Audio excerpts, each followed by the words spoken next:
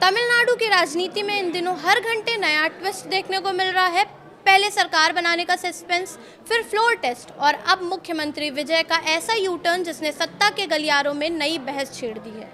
नमस्कार, मैं प्रिया श्रीवास्तव और आप देख रहे हैं न्यूज़ 18।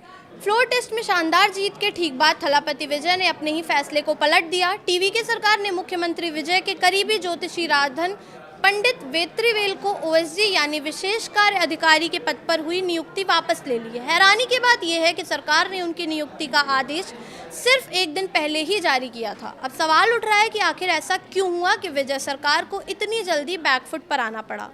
दरअसल राधन पंडित वेत्रीवेल कोई साधारण शख्स नहीं है। वो सिर्फ ज्योतिषी ही नहीं बल्कि टीवीके के प्रवक्ता और विजय के बेहद करीबी माने जाते हैं।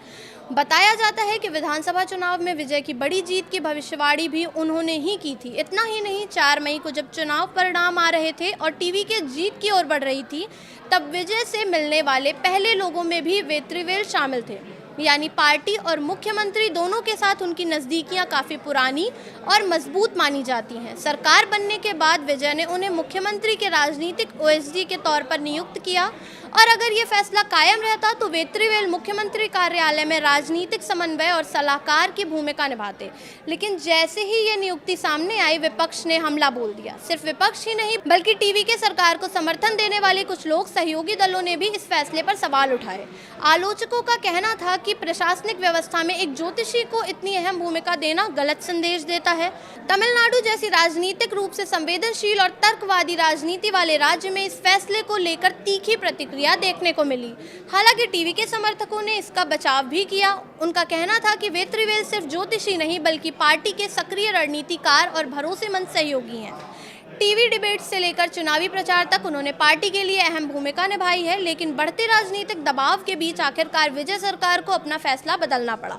सरकार के प्रधान सचिव की ओर से जारी आदेश के जरिए उनकी नियुक्ति वापस ले ली गई है।